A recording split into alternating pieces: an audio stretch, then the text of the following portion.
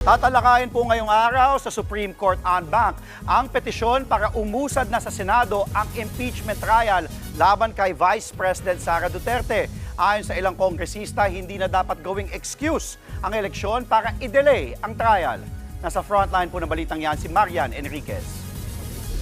Umaasa si One Rider Party List Representative Rog Gutierrez, isa sa tatayong impeachment prosecutor, nakakatigan ng Korte Suprema ang petisyong inihain para agarang mag-convene ang Senado bilang impeachment court. Ito ay para umusad na ang paglilitis laban kay Vice President Sara Duterte na nahaharap sa 7 articles of impeachment. May merit naman po yung kaso, may opinion naman po na dapat ito ay mandato ng Senate to tackle the impeachment forthwith. I eagerly anticipate po what the Supreme Court will do in this matter. Giit pa ni Gutierrez, hindi dapat gawing excuse ang eleksyon para i-delay ang impeachment trial ni VP Sara. Ako po naniniwala na ang mandato po natin dito, what we are elected for is not to run for a second campaign, but to faithfully fulfill the duties that we have sworn to uphold and to do within this term. I don't think all of them are for re-election naman po, no? But it's a continuing body and they can still pursue its constituent powers if it chooses to do so.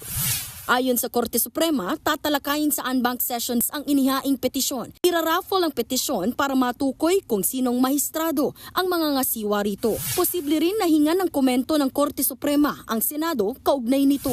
Noong nakaraang linggo nang ihain ng abogadong si Catalino Generillo Jr. ang petisyon sa Supreme Court, hindi raw dapat i-delay ng Senado ang duty nito kahit naka-recess ang sesyon. February 5 nang i-transmit ng Kamara ang Articles of Impeachment sa Senado, ilang oras lang bago matapos ang sesyon. Una nang sinabi ni Senate President Cheese Escudero na baka pagkatapos pa ng State of the Nation Address ni Pangulong Bongbong Marcos sa Hulyo, magsisimula ang impeachment trial.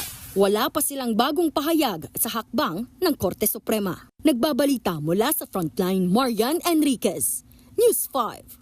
Mga kapatid, Dimples Romana po, kumpletuhin ang inyong umaga ng mga kwentong puno ng inspirasyon. Salubungin po ang bawat araw ng may ngiti at pag-asa. Kaya't mag-subscribe na po at mag-follow na sa aming social media pages ng News 5.